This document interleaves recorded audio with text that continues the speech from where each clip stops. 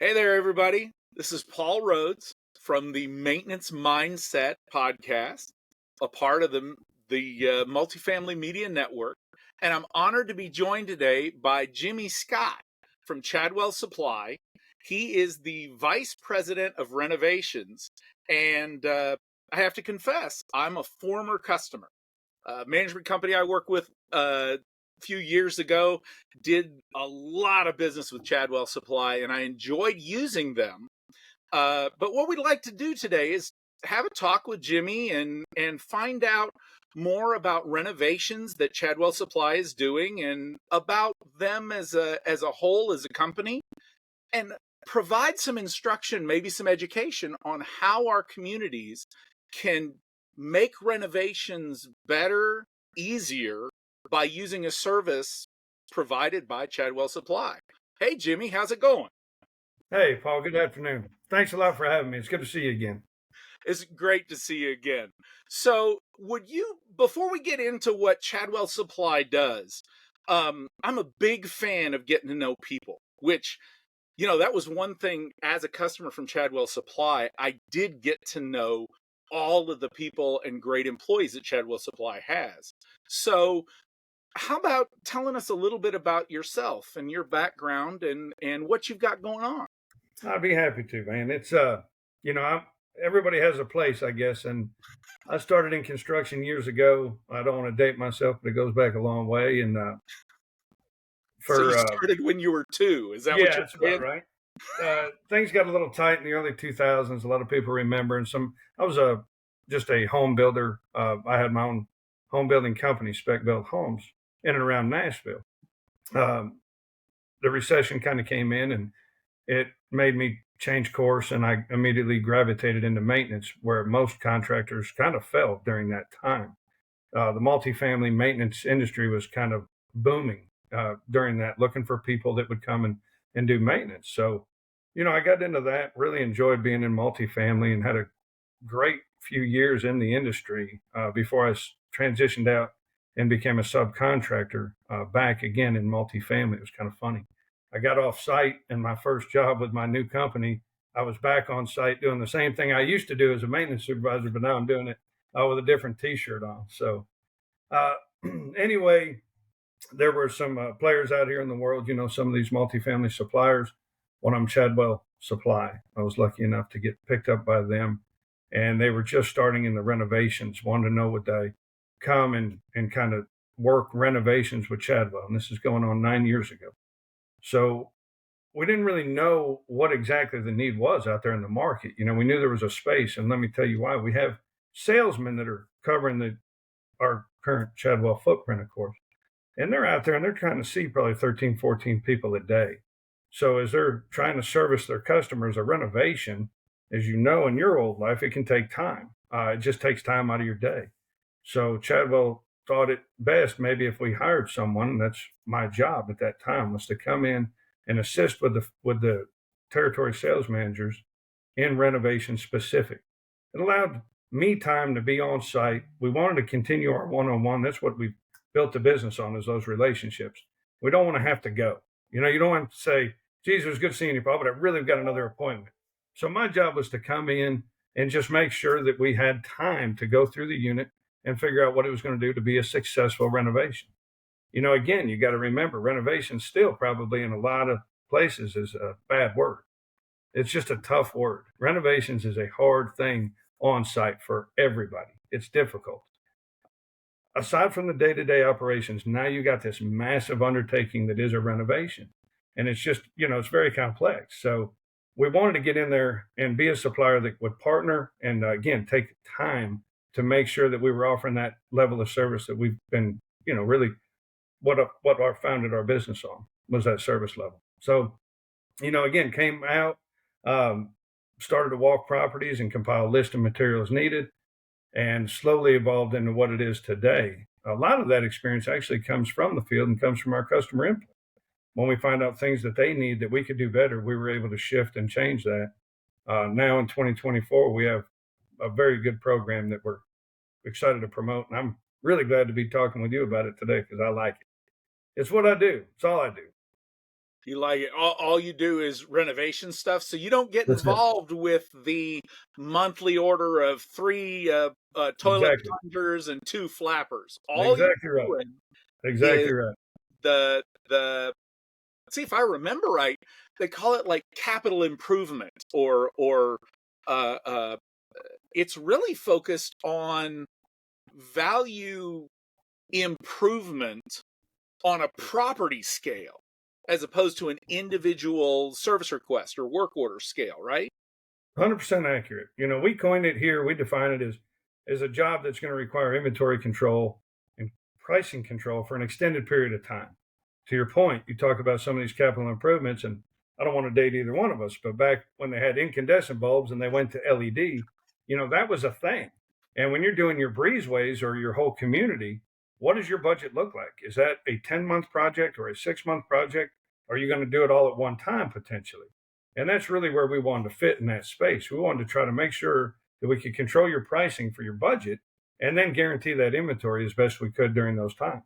And it really just picked up from there. So what started even in that initiative translated to interiors, actual full renovations, where we can say, okay, you need 10 faucets a month for the next 10 months. And we're going to do our best to make sure that that inventory is there ready for you. And moreover, we're going to try our best to hold the price of that faucet for those 10 months. Now, this was all easier to do prior to COVID. Obviously, we were pretty darn good at it. Yeah. COVID came and kind of knocked the wind out of us for a little while. Everything that the renovations were built on, which is the ability to control pricing and inventory for an extended period of time, just got upended. Cost increases to materials were unlike anything we'd ever seen before. Container shipping cost went nuts. And then just the shortage of actual inventory where you just didn't matter who you were, you weren't going to get it. For whatever reasons, and I learned a lot during that time. You wouldn't know what's in some of these products until you see it's kind of like looking on the back of a prescription bottle or whatever, a thing at the drugstore, and you see all the different things that are all the ingredients that make up whatever it is you're trying to use. Some of that stuff, you don't even know how it's related.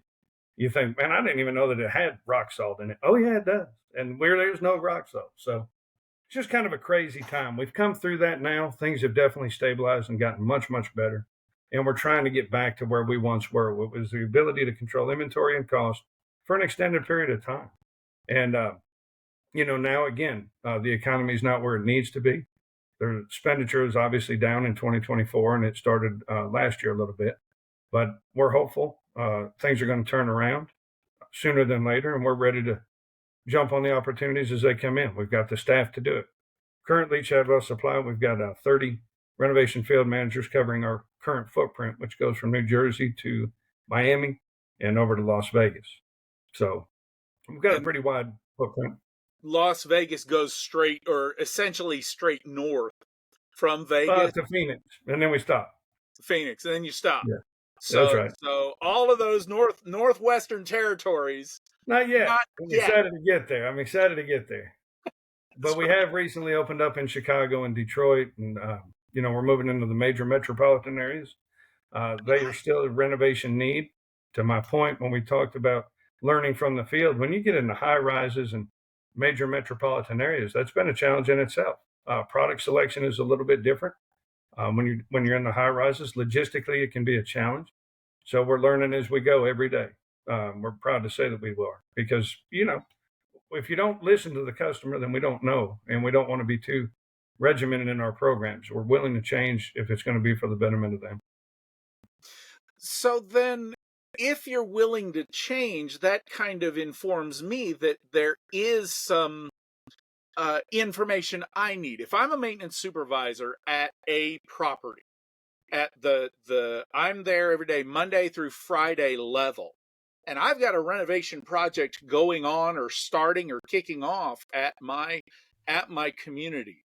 What, if you had to rank, what is the most important information that I need to accumulate to be ready for when either your truck shows up or your renovation field manager shows up? What information can I provide?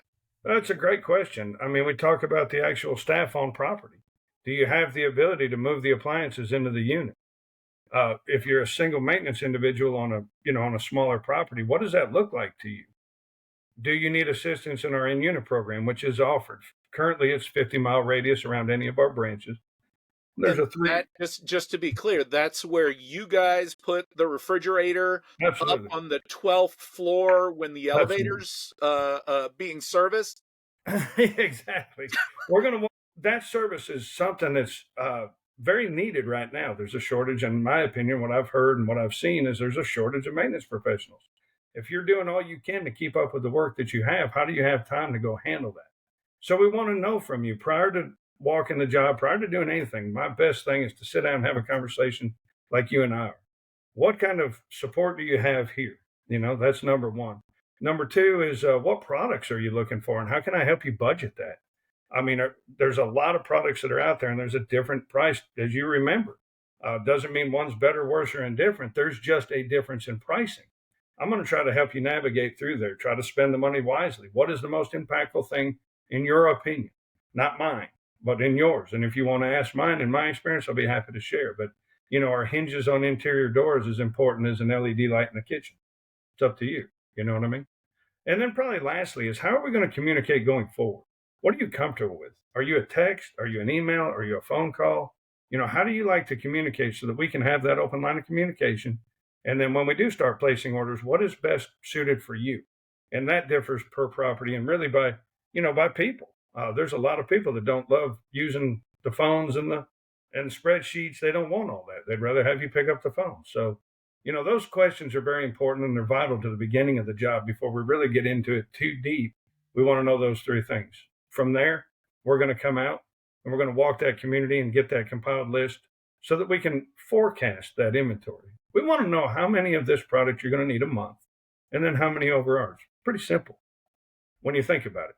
I just want to know how many faucets you think you're going to use so that I can make sure I have them. It is a partnership. If you don't know how many you need, it's going to be hard for me to guarantee that we're going to have them, right? And we say it a lot, but it's that real big deal. And that's the holdup. A lot of people don't know. I don't know how many I'm going to need. I understand, but roughly, is it 5 or 50? Because that kind of matters. And if we're off by a little bit, we both understand. And we can make it going forward. I really like what you said about figuring out the preferred method of communication, especially during the World War germ that changed everything. That became a critical piece of information for when I needed to do business with Chadwell Supply. Yeah. Of who am I calling and what's the backup? Yeah. Because I mean, when the pandemic hit, having that backup was absolutely critical. And firsthand knowledge, there was always somebody. I never had to find a third backup. I always had No. somebody that I could talk to. Thank you for that. You're too kind. We try. We really do. We put it out there. Again, I would have never thought something like COVID would have ever hit. And when it did, I think just like all of us, I was a little dumbfounded and just, I don't know what to do next.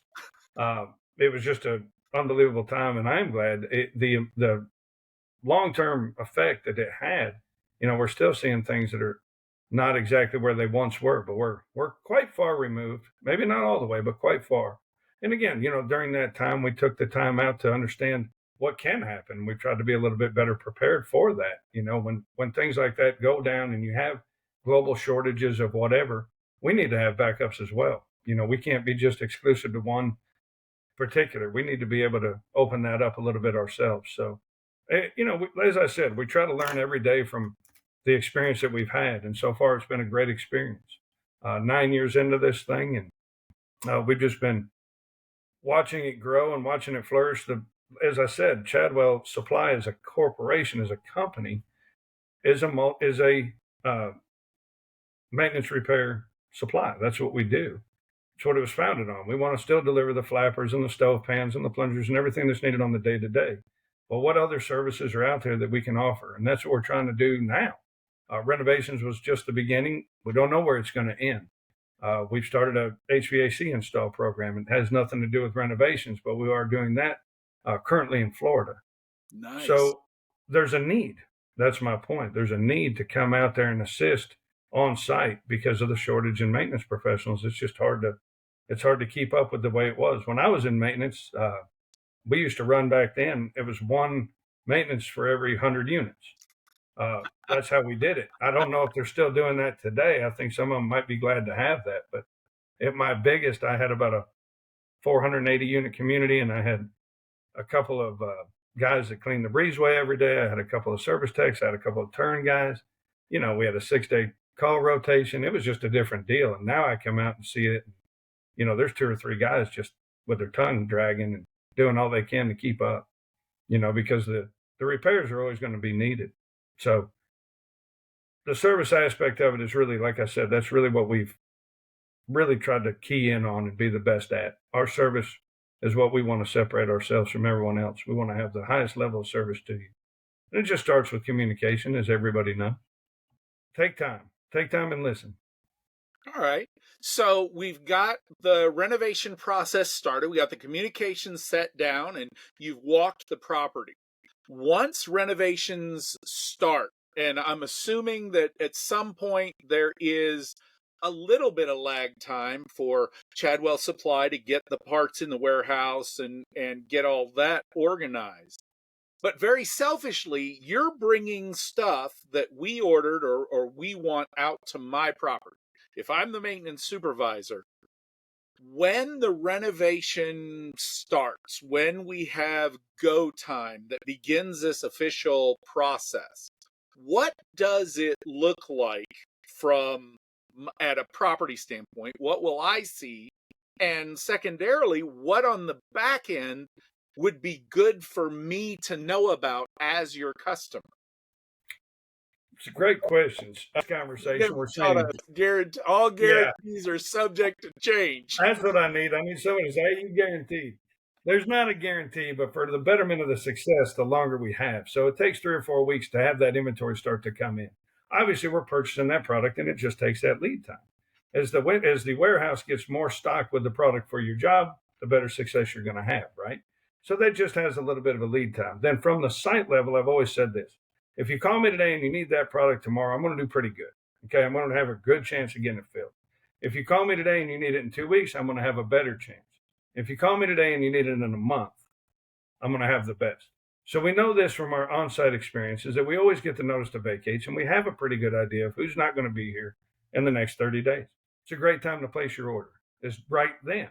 That gives me the time to work on the back end and bring that inventory in if needed. We have multiple warehouses across the footprint of Chadwell Supply, and we're going to ship it, we're going to transfer it, we're going to get it in our branch at the local lot so that we can get it out and guarantee that stock for you. See what I mean? It's just hard to do all that overnight. It's not realistic. So that's not saying I can't deliver, I will. It's just that success rate will continue to go up with that longer lead time. 30 days, we feel like is the optimum time. You have the notice to vacate, bring us in then, and we're also going to tell you if there's any problems. If there is something that just is not going to be available, which is very rare, but if on the off chance there is, we're going to have that discussion and then come up with a reasonable solution for both.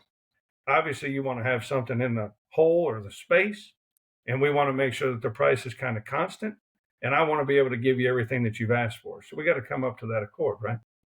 Once all that's done and the proposal's been set and the orders start to go from the site on your second part of the question, you're going to receive it in a 2x2 by 4 foot tall box that we call a Chad pack. These things are great. They're efficient. They're easily to move. When you open the box up in the unit and you start to take the component parts out, that box is then later used as a wonderful trash box. You can, keep the area clean and wheel it back out of the unit. When you receive it on the label, all of our products, all of our parts can be ordered per unit. So it's easily identified right on the box. It tells you what units it's for. It gives you the order number on there and your associated PO as well. It can have a PO and a different unit number. So that matters to a lot of people. It used to just be one or the other. Now we can actually have the PO and the unit number. The order that's placed is fully integrated with all third-party systems currently up and running. And that continues to change. I don't want to talk about third-party. I'm not smart enough. I'm just a reno guy. Yeah. But I know this. We can integrate into all the different third-party operating systems, and you'll still receive that box with the unit number on there and your associated WTN or whatever needed. That's been a game changer. Having it labeled. especially on the large scale projects. When you start ordering 15, 20 kits at a time, that's a lot of product coming out and what goes where. So we made sure that everything is clearly labeled and identified so that you can be as easy as you can once that needs to go in the unit, or if we're delivering a container, wherever we're going to put it. I do know. I remember that third party management that you're referring to from an organizational system. Being able to sit down at a computer in my office for, when I had to sit there for longer than 5 seconds in between running from one crisis to another, I could actually go into whichever market or operating parameters that we had, and you guys provided a checklist to where, because we'd had that conversation, I could go, I need 2 of these, 1 of these, 4 of these, 12 of these, none of these, this one we don't need anymore, for a specific apartment, get it finished, hit send. And to your point, as long as I observed whatever lead time it was there. Absolutely. 100%. We have both ways. We used to be able to do full units, and that was part of the renovation field manager. That's the group of people that I currently represent. We're going to come out there and walk those units. And the purpose of doing that is so that you can just buy a 1-1, a 2-2, or whatever you want to call it, maple, oak, elm, whatever the property has designated these unit types to be. We can send it to you by unit type. Again, over the last year or so, that's gotten less. As the budgets have gotten a little smaller, not a lot of that is happening. So now we're going to give you that same list, but to your point, Paul, it's going to be on an Excel spreadsheet, and you can just simply fill in the quantity that's needed or necessary to get that unit back up. So that's we definitely do it one. It doesn't matter. We'll do it both ways. The renovation order form that we call it, it does have the picture and the description of every product that we found. You and I, as we walk the unit, we have determined that those are the items that could be used for renovations or upgrades. Everything from blinds to, faucets, whatever you want to add to it. No list is too small. So on our end, then, at the property level, I'm assuming there that for best service, you got Chadwell Supply would look for a little bit of feedback of, hey, all these parts came in, or this was damaged when it came in. Is there any way of providing that feedback back to Chadwell Supply that makes the process less painful? It really comes back to the way we talked. As we talk about our partnerships, you and I get to know each other. So when you call, the only thing we ask is you try to do it in a given amount of time. 48 hours is kind of what I'm saying now, because you can't call after a month and say, hey, open up the box and it's, missing. I, I'm not going to say it's not, but I don't know where it went. It's been a month. So, kind of within 48 hours, you open up the box. Everybody at Chadwell Supply and all of our operational teams, I mean, we have a checks and balances system in place. So the order gets picked and then it gets checked by someone else. On the rare occurrence that something got missed, please bring it to my attention. Just try to do it quick. As far as damage and defective, again, we should be able to recognize that when we roll it off the truck. If that thing's got a big old side of the box gone out of it and looks like it fell going down the road, we probably ought to take a minute and open it up. And, you talked about that. What is the property responsibility? And it's just, hey, if you think that mirror's broke, it's probably broke. Let's go ahead and take a look real quick. It just comes down to not having enough time. And we respect that. When we get up there and our drivers get on site, they want to get it offloaded. They've got another stop to make. You want to go put it in that container. You want to get it out of your area as fast as you can. You're not dealing with it right now. We came off the site. There's always a crisis, to your point. And that's really the last thing I want to deal with is this big old boxes of product that I just don't have time to fool with. So we get that too, common sense is always one above everything else. And we can look at it and go, yeah, I can see how that happened. And we try to be as fair with it as we can be. But we just want to make sure that there is some accountability on both sides of it. Our driver shouldn't be taking it off the truck, with a broom and dustpan. And you shouldn't be wanting to accept it with a broom and a dustpan. So let's figure it out somewhere in between. Makes perfect sense. All right. So to kind of bring this in and to summarize, and I have a one final question I want to ask you about. You mentioned that nobody saw the pandemic coming. I mean, the funny thing that I like to bring up is, pandemic happened in 2020. When people were asked the question in interviews in 2015 of where do you see yourself in 5 years, I don't think anybody answered the question behind a mask. That's I right. don't think anybody answered that. Yeah. So my question to you is 5 years from now, we're 2024, 5 years from now, is there anywhere that you see the industry in regard to renovations going that maybe we can plan for or predict for? I think there's going to be a continued need for the renovations. Obviously, renovations to me, and you may correct me because you have more experience in it than I do in that part. To me, when a new property is built down the street, around the corner, 5 miles down the road, the property that I'm currently at has now become dated just that quick because the new build has some other technology that I don't have, or some, touchless faucet, Bluetooth lights, whatever the case is. So I think there's always going to be a constant advancement. In our time, we talked about the 2-inch forward blinds when they went, Oh, with yeah. cords, without cords, kind of cords, longer cords. Like how many times have we changed 2-inch forward blinds? A lot. So I think there's always going to be that need in renovations. I think the product will continue to advance. I don't know what the next thing is. I remember when it went from incandescent to fluorescent, and then from fluorescent to LED. Now we have LED color changing and all with different temperatures. So I think there's going to be that. But globally, I do believe that you're probably going to see suppliers more on the install as a services aspect, turnkey, if you will. I think that's going to be something that we'll probably be looking at in the next 5 years. The maintenance professional shortage is a real problem. I know here locally in Nashville, the association is doing their best to get involved with high schools and getting people interested in the trade. It's just not as back when I was in it, even it was generational. There were fathers that were in it and uncles that were in it. It was just kind of what you did. Now, for whatever reason, I think that that has been really a huge impact, and definitely through COVID, with so much stay-at-home jobs and so other many opportunities that opened up. I think that that's going to take a minute to come back. If it doesn't, as I said, I know for the suppliers, I think they're going to start rallying around and offering some of the services that are such time restraint off of the property. Like I said, HVAC install right now takes your maintenance professional off for several hours out of the day, and those work orders back up. So if you can outsource that, especially to a vendor that you already have a relationship with, you it's pretty successful, or what we've seen. So when you talk about doing renovations, upgrades, you're going to be able to come in there and do cabinet doors, countertops, maybe everything except for the flooring. I don't know. That's just the way I think it'll probably go. I know that that's the biggest struggle that we hear right now is that the people just don't have the staff to do the upgrade. They want to do it. They need to do it. They're trying to get that ROI, but it's hard to find time.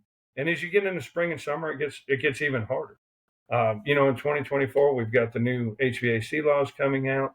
That's going to be a whole new transition. It seems like yesterday we went from 22 to 410A, and now we're going to advance off of that. So it's just kind of always something. And as I said, the Chadwell Supply commitment is to be there and continue to service those customers. That's what we want to do.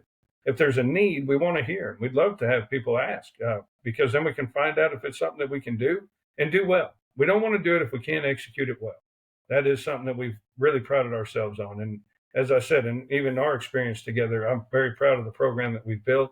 And it came from your help, Paul. You were just as much of our success as anybody to come in and say, hey, have you tried to do this, or would you help me with that?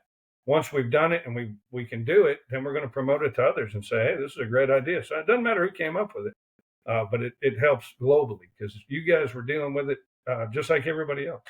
That is the one thing about renovations. It's pretty well the same everywhere you go. It's a lot of extra invoices, a lot of extra paperwork, a lot of extra money going out, and we get that. So we want to try to help in that as much as we can. So what I didn't hear is in the next 5 years, Chadwell Supply is going to have that maintenance robot with, Man, I Arnold hope not. Schwarzenegger coming back from the future to Hey, plunge toilets because, that there's the solution right there. that probably is the solution. That probably is some kind of AI something that'll make it work. It's I like I said, I came off site. I respect the job. I respect the people that do it. I liked it. I love my community, love my residents. Just took a different career path, but I'll tell you, there was something very gratifying about the end of the day and having that community care for you and think about you and knowing you're the guy that can fix everything. And of course, fixing everything every day too is man, it's tough depending on the age of them. And I see even the new ones, some of them, I don't know how they're fixing some of these smart devices and some of this stuff. I don't understand the internal components as to whether or not you even can fix it. So I just came back when you were holding on to the Freon and beer can cold and let it rip. That's a long time ago. We don't do that anymore. I would like to say that doesn't happen anymore, but some of the students that I've been with at association events, like I gotta admit, they're still saying beer can cold and getting it Yeah, out for me, adult beverage cold, because that's right. That's what we need to we say. don't, you know. But yeah, that is still out there. There is a lot of job security for that on-site Oh, worker, and 100%. 100%. And again, that's not something that we want to do. It just seems like it's a need that needs to be met. yeah, Until that changes and you start getting the influx of people. When I did it in the early 2000s, there was a line of folks that were applying for maintenance positions because it was a lucrative position that you could do for a long time. And during the recession, it was hard to even get a job. So back then, it was kind of take it or somebody else will. And then over the years, that just unfortunately got less and less. And I know the young men that I try to talk to, I ask them if they'd ever considered it. And most of them would rather find something that they can do on the computer or something, like I said, a little less physical potentially. Just seems to be. And I've got my own sons that did the same thing. They didn't get in the industry. They said no, that wasn't what they wanted to do. So sad, but it's true. well, from a renovation standpoint, then at Chadwell Supply, is there one job that sticks out to you as being particularly memorable, or where the outcome was so outstandingly amazing that sticks in your head? I've had a few. I think probably my favorite or one of my favorite. We did an entire community at one time, and that was pretty neat. It's 270 some units, and the customer wanted it all delivered, at one time. Now I say one time. Obviously, that would have taken a train. It was multiple trucks, all within a few 3-4 day Right. period, and all the containers lined up, and the people I just wanted to take down the whole community and rehab it. So the occupancy, it was completely empty? No, they did a lot of it while it was occupied, actually. Oh, Went wow. in there and changed out interior door units, the lighting. They had it very efficient. And to be a part of that was really unique for me. I had grown more accustomed to running maybe 5 to 15 units a month, something on that scale. Yeah. And when they came up and they wanted it all done at one time, I went, all at one time, what do you mean? And they literally meant all at one time. And the planning and the preparation that went into it really advanced my own career. And if you can do that, then you ought to be able to do 15. But I'll tell you this, it doesn't matter. It's all the same. At the end of the day, we still have to have that open line of communication. And then we want to have the customer expectations. So what do you expect? You need to have it all here Tuesday? Let me see how I can make that happen. And then how many do you need on Tuesday? Let me see if I can make that happen. And then the only thing I ask from you is, do you have a place to put it? Because we're going to come, and if it's all sitting out on the driveway, then it was a failure. But they did. It was a wonderful experience. I mean, it was a lot of days of hard work, but it was just really neat to see that much product all put in there, and you went, wow, that's really going to happen. I don't know how long it took them to complete the whole overhaul. I just know that they had the foresight. They were trying to avoid a back order is the whole reason for it. Their opinion was if you buy everything at one time, you don't ever have to worry about a back order, which is true. They Yeah. weren't wrong. So took us a few weeks to get everything together. I think it took about 6 weeks was the lead time that we required for that scale of a job. All the product came in, and then we scheduled the deliveries, and it was just truck after truck. Pretty fun. So that one definitely sticks in my mind. It was really a pretty cool one. You don't get many, but that one was fun. Nice. Wonderful. Well, Jimmy, thank you very much for spending this afternoon with me. I appreciate your time. Uh, I do really thank Chadwell Supply for when I was your customer, calling you guys on a regular basis for all the properties that I was responsible for. There was great communication, and it was a two-way street, to where if Thank there was a challenge on our end, you were receptive, and there was a challenge on your end, you were honest and upfront with us as customers. Well, So thank you for that.